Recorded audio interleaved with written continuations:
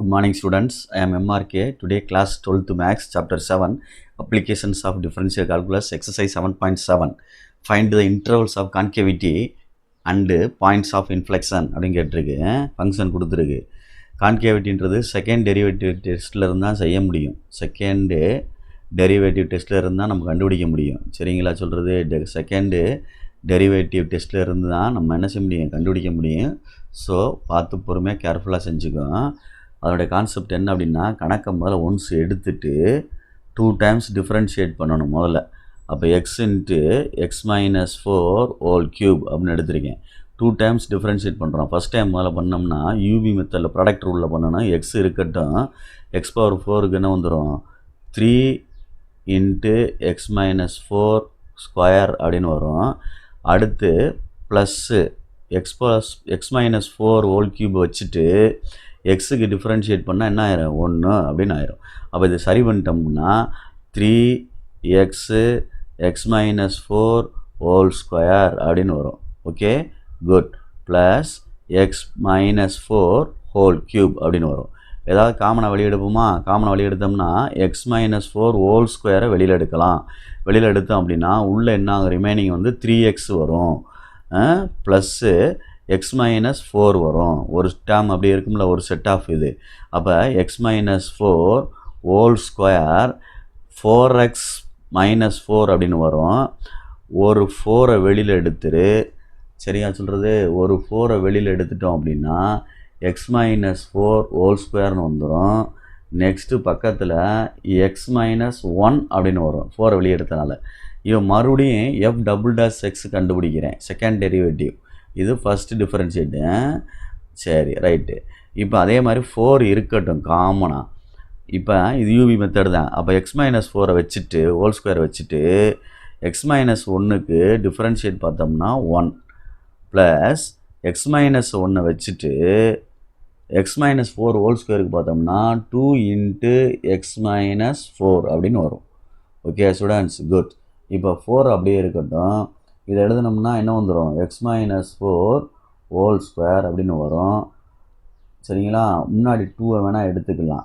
முன்னாடி 2 எடுத்துட்டோம் அப்படின்னா 2 இன்ட்டு எக்ஸ் மைனஸ் 4 சரியா இன்ட்டு எக்ஸ் மைனஸ் 1 அப்படின்னு வரும்.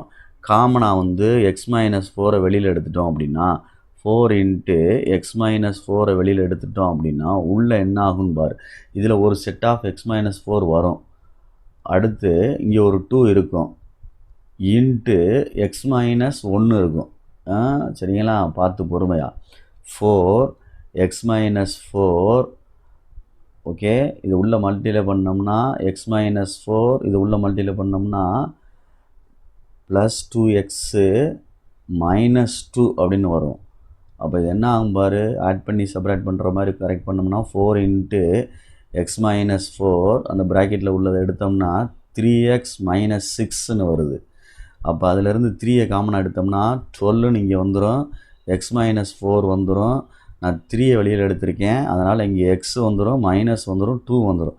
இதுதான் செகண்ட் டெரிவேட்டிவ் டெஸ்ட் அப்படின்னு அர்த்தம்.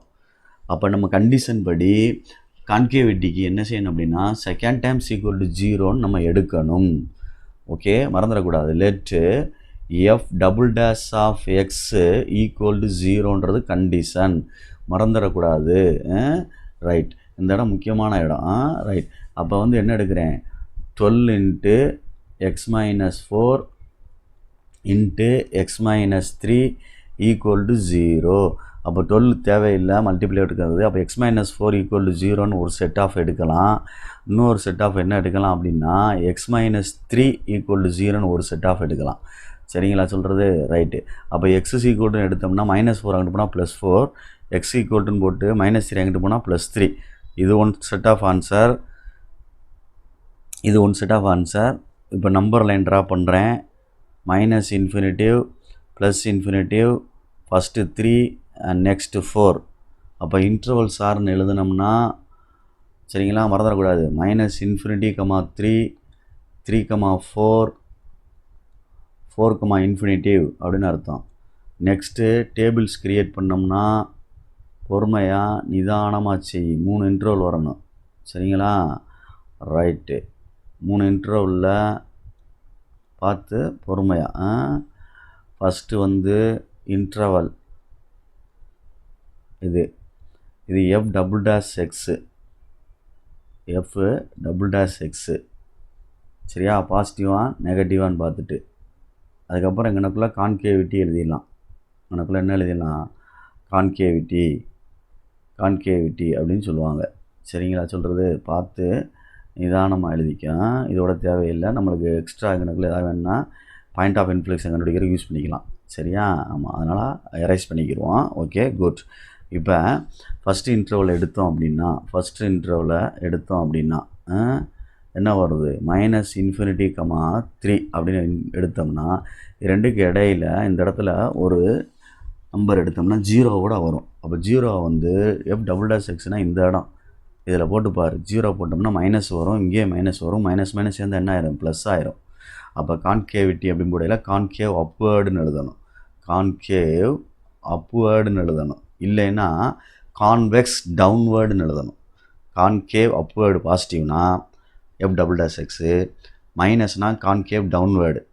சப்போஸ் மாற்றி எழுதுற அப்படின்னா இதோட எழுதிட்டு இதோட ஆப்போசிட்டில் எழுது. எப்பயுமே கான்கேவை வச்சு எழுது. கான்கேவ் அப்வேர்டு, மேல் நோக்கிய குழிவு அப்படின்னு எழுது. அதே மாதிரி கீழ் நோக்கிய குழிவு அப்படின்னு எழுது. சரியா சொல்கிறது? மேல் நோக்கிய கீழ் நோக்கிய மட்டும் வச்சுக்க, குழிவு அப்படின்னு வச்சுக்க. அதுக்கப்புறம் மாற்றிக்கலாம். கான்கேவ் அப்வேர்ட், கான்கேவ் டவுன்வேர்ட், அவ்வளோதான். சரி, இந்த இன்டர்வல் எடுக்கையில் 3.5 எடுக்கலாம். 3.5 அப்படின்னு எடுக்கலாம். 3.5 எடுத்துட்டோம் அப்படின்னா இது வந்து என்ன ஆகும்? மைனஸில் வந்துடும் ஆன்சரு. அப்போ கான்கேவ் டவுன்வேர்ட், கான்கேவ் அதை பார்த்துக்கிறோம், டவுன்வேர்ட் அப்படின்னு எழுதணும்.